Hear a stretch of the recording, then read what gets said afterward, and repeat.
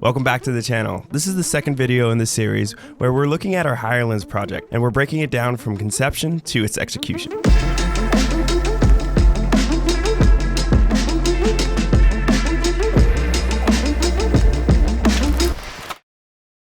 In this video, we're still at the pre-production process, but I'm going to be diving deeper into location scouting, pre-visualization, as well as shot listing. Now that our general creative has been locked, it is my job as the DOP to come up with an initial shot list. Projects differ, but as this was a Spec commercial, Jason and I are part of the Tenfold team, and this was a very collaborative process. Jason brought forward his original ideas in terms of how he wanted the narrative to be driven, and then at that point, I add in my technical expertise in terms of how we can do that with transition and any other cinematography techniques. The way I typically shot list is I take stills from references as well as online services such as FrameSet or ShotDeck, and I organize it scene by scene.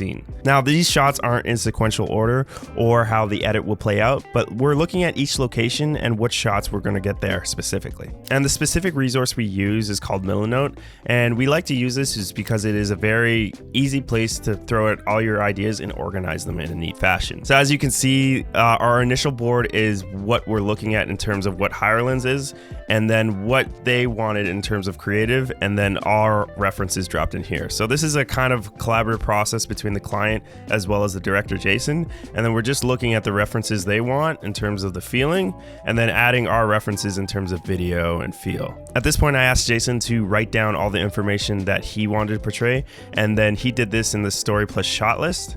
And then he went through the total deliverables and what the edit and everything is going to feel like. So he had an intro, a middle, and a final. And then what each day is going to look like with a rough crew. We kind of filled this in as we go because I'm going to be getting into this later. Equipment, lenses, and then what he wants to get at each location. So studio, then we have some specialty shots, and then some client asks, the intro to the piece, the middle, and the end.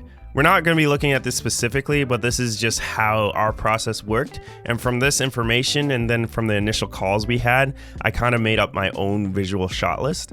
And then this is what we're going to be looking at more specifically. So what we're looking at here is specifically locations and what shots we're going to get specifically. So cycling indoors, we had a main reference of this boxing. We didn't really find any cycling references that fit this mood in terms of very moody as well as in an indoor space. And then we have this outdoor sequence where they're all cycling together. This is the transportation and what we feel. So this is the main reference down here that I used for these shots. And then we kind of moved to the outdoors, and this is the main focus of the piece to show that fashion aspect. And then we have artistic portraits, clothing details, some scenics that we're going to get as well, tracking from behind and telephoto tracking. So this is the camera in a far off location, and then we're following them on a really tight lens. But these were just general ideas that we wanted to put down, and then what we wanted to integrate in the piece. And then some other things that I'm going to look at here is some transition points. So we knew we wanted to creatively transition, and then we did this, which we're going to be looking at the cinematography breakdown through match cuts and as well as slow shutter. This is the main transition point as I came up creatively. How can we integrate the studio bike with the real bikes that they're going to be using? And then this is the spin shot that is used in the center of the piece. We just had a general list of shots and angles, so we were going to be using gimbal, slow shutter, some slow-mo, zoom in and out, tights, wide tights, and awkward framing. So this is the terminology we like to use. Everybody is different, but this is the general layout of the visual shot list. When it comes to our bigger clients and not work we're creating for ourselves, we like to shot list and go in depth even more, just to communicate with the client what is going to be happening and what certain frames are going to be like. This is just a general board that we were going with, and again, this was pretty internal, so we knew exactly what we're going to capture in each of these locations. You want to get as specific as possible with these because it's going to save you a lot of time on set.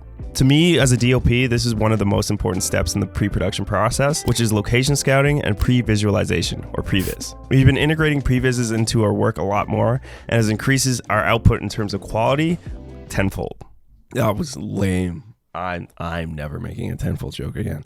As this was a Spec project, Jason and I took the role of finding these locations. Typically, this is something a producer would do, but just as a side note, when you're looking for locations for Spec, reach out to people you know because it will save you a lot of money and stress. The three main locations in this project were the Ride Cycle Studio, a local neighborhood with a street loop, and a forest.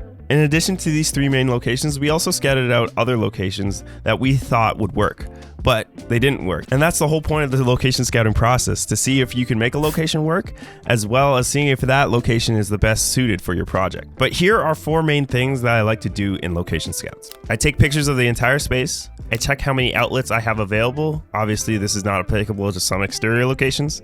I use an app called CADRage, or any really cinema camera app will do, and this lets me see what each focal length will look like in that space. I also use a sun tracking app to see where the sun will be throughout the day in that location, and the app that I use is called Sunseeker. Once we've done that, we're also having conversations in the space, and then at that point we move on to the pre-visualization process.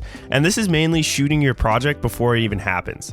And I like to take a small camera, which is usually a Sony FX3 with a 24-105 lens, and this will give me coverage for most of the focal lengths I'll probably be using on the day of production. And we do this to see if our ideas make sense. Maybe certain shots won't work in a specific location, but will work in another. This just gives you a basic idea of what the project will look like, and this is something you can bring back to the client, and they will sometimes realize like, oh, we should go with this idea instead of this one. It's a practice that we're incorporating in our workflow, and I 100% recommend doing it for every project. With all these steps, we're ready to move to building a team, as well as choosing the appropriate gear for the project. And we're going to be covering that topic in the next video. If you're enjoying these series and want to see more content like this, where we really deep dive into our commercials, let us know in the comments below. Thanks for watching, and I'll see you in the next video.